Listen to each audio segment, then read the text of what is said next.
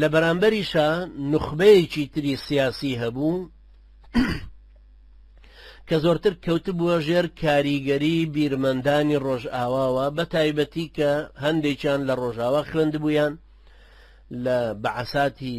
دەوڵەتی عوسمانی کە ناردبوونی بە خوێندن لەوێ متەئەسیر بووبوون بۆ نمونە هەندێک متەئەسیر بووبوون بە مۆنتسکیۆ لە فەڕەنسا یان هەندێکی تر لە ئەڵمانیا هەندێکی تریان بۆ نمونە لە وڵاتانی ترا کە خوێندبوویان کەوتبوونە ژێر کاریگەری گۆڕانکاریەکانی ئەو سەردەمەی ئەوروپاوە ئەوانش هاتبوونە سەر ئەو باوەڕێی کە ئەگەر دەوڵەتی عوسمانی بێوێ پێشکەوێ وەکو ئەوروپای لێبێ ئەبێ پێش هەموو شتێک ڕابردووی خۆی بەڕەشدا بنێ ئەو دینەش کە ئیسلامەتیە لە لای عوسمانیەکان وەکو دینی مەسیحێتیەکەی ئەوروپا کەنار بدرێ یان پیرۆزیەکی بۆ دروست بکرێ و شوێنێکی دەستگا و دائیرەیەکی پیرۆزی بۆ دیاری بکرێ وەکو فاتیکان ئەم دوو نخبەیە هەردوو لایەن وردە کارتێکردنیان هەبوو بەڵام بە طبیعەتی حاڵ ڕۆژئاوا بە تەئکید بێگومان پشتی بیرنامەکانی ئەگرت چونکە بە بەچکەی خۆی ئەزانین بە ڕۆڵەی خۆی ئەزانین ئەیزانین کە ئەوانە پلانی ئەمان ئاسانتر تەنفیزەکەن هەروەکو ئێستا ئەتوانم نمونەیەک بێنمەوە چونکە زۆر بەداخەوە حتا ئەم دەرسەکە باسی یەکەم بۆ خۆم کە مەلەفەکانمە خوێندەوە کە کتێبەکانمە خوێندەوە لە بەردەستمان پێش 100 ساڵەکە من باسی یەکەم ئێستا کەچی بزڵبت ئەڵەی واقعەکە و ئێستا سەر لە نوێ ئەڵەی هیچ شتێکی لێ نەگۆڕاوە لەم ئومەتەیە ئەتوانم نمونە نەکرد بە عێراق بێنمەوە یا بە پارتی وێچێتی و ئەو نخبە کوردیەی ئێستا دروست بوون کە نخبە ئیسلامیەکە پاڵپێوەنێنە ئەولاوە هەروەها بە نمونەیە کە هەموو ڕۆژێک لە بەرچاومانە وەکو عەرەفات دوایی هێنانە پێشەوەی مەحموود عەباس ئەبوو مازن گەڕان ئێستا بۆ بەدیلی مەحموود عەباسیش کە بریتیە لە محەممەد دەحلان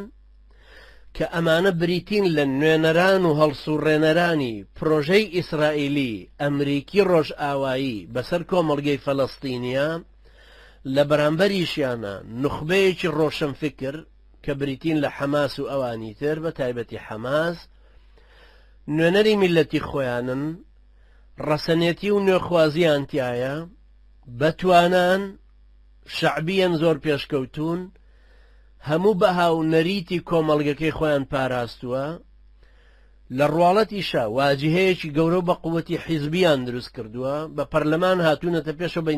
بە ئینتیخابات هاتوونەتە پێشەوە و زۆرینەیەکیان لە پەرلەمانە دروست کردووە بەڵام ئیسرائیل خودی سەرۆک پەرلەمانەکە و 22 ئەندامی تریشی فڕاندون هەروەها 14 وەزیر و نائیب وەزیری فڕاندون بۆ ئەوەی شەلەلێک بخاتە ناو بۆی حکومەتەکەی ئیسماعیل هەنیە ئیفلیچکە ئێمە هەر وەختێک کە تەماشای ئەم نمونەیە ئەەکەین طبعا ئەم نمونەیە هەمان نمونەشە لە عێراقا هەمان نمونەشە ئێستا کە لە مشەڕەفە ئەیبینین بۆ نمونە لە پاکستان پەروێز مشەڕەف تەنها یەک شەخصێکە انقلابێکی عسکەری کردو هاتۆتە سەر حکم کە لەسەر حکمە حیزبێکی دروست کردووە بەشێک لە عەلمانیەکانی کۆ کردوتۆ ئێستاش بە تەمایە لەگەڵ بێنەزیر بۆ تۆ ڕێک بکەوێ بۆی ئیسلامیەکان بخاتەلاوە چونکە دید و تێڕوانی سۆسیال دیموکراتیەکەکەی پیپلس پارتی لە پاکستان کە بێنەزیر بۆ تۆی با بەڕێوە هەروەکو دید و تێڕوانینی غەربزەدەی و بیرنامۆیی مشەڕەف وایە بەرامبەر ئیسلام و ئیسلامیان کەوابوو غەرب محاولەیەوە کە بەم دوو خەتە گەورەیە هەم بە عەسکەریەکە و بە خەتە مەدەنیەکەش کە بێنەزیر بۆ تۆی گرێ بە ڕۆژنامەگەری و بە دارایی بە سوڵتەیەکی سیاسی کە ئەوانەی گرنە بەردەست و حیزبەکەی خۆشی هەروەها دەسەڵاتە عەسکەریەکەش کە هەیە غەربیش لە پشتیانەوە ئەوەستێتەوە ئەتوانن ئیسلامیەکان کارکەنار بکەن با شەعبیەتیشیان هەبێ ئەمەی کە لەوێ ڕووەدا لە ئەفغانستان لای حامید کەرەزای ڕووەدا لە کوردستانی ئێمە لای پارتی وێچێتی ڕووەدا ئەوەی لە فەڵەستینەی بینین ئەوەی لە وڵاتانی تریژەی بینین هەمان نەسەقا هەمان شتە کە دیسان تکرارە بێتەوە